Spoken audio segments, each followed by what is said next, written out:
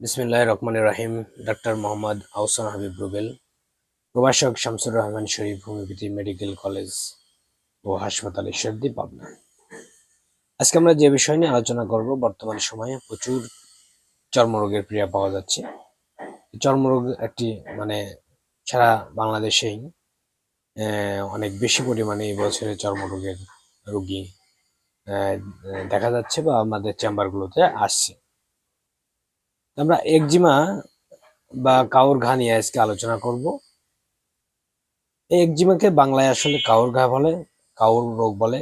সাধারণ গায়ে এই রোগ অধিক হইতে দেখা যায়।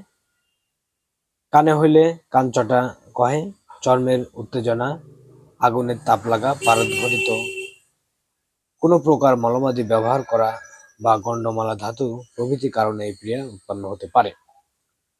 এর লক্ষণগুলো প্রকাশ পায় আমাদের চর্মের উপরে যে প্রদাহ হয়, এটা ছোট ছোট ফুসকুড়ি হয়, ফুসকুড়ি হইতে রস পড়ে, অত্যন্ত চুলকায়, ফুসকুড়ির উপর মামড়ি পড়ে, চুলকাইলে জ্বালা করে এবং উহাতে রস পড়িতে থাকে। ইহা সচরাচর শিশুদের মাথায়, হাতে, গায়ে, শরীরের অন্যান্য স্থানে বাহির হয়ে থাকে। ফুসকুড়িগুলো সময় সময় পুঁজপূর্ণ থাকে, হাত পা উভয় স্থানে একসঙ্গে আক্রান্ত হতে পারে। তাহলে আমাদের এই শিশুদের মাথায় এবং হাত পায়ে এবং ছোট বড় নয়, সবার ক্ষেত্রে এই চর্মরোগ একজিমা হতে পারে। এবং যেহেতু প্রচন্ড চুলকায়, যে কারণে এটা অনেক কষ্টকর একটা রোগ। তাই এই একজিমা রোগজনিত কারণে আমাদের হোমিওপ্যাথিতে অনেক সুন্দর সুন্দর মেডিসিন আছে।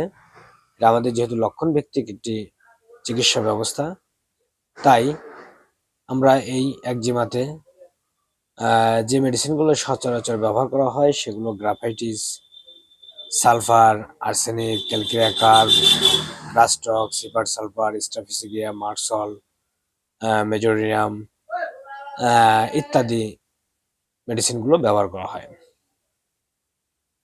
তাই আপনারা এই চর্মরোগ হলে আপনারা একটা নিকটস্থ রেজিস্টার হোমিওপ্যাথি চিকিৎসকের মাধ্যমে সঠিক হোমিও চিকিৎসা বা সঠিকভাবে হোমিও ওষুধ প্রয়োগ করা গেলে অতি দ্রুত এই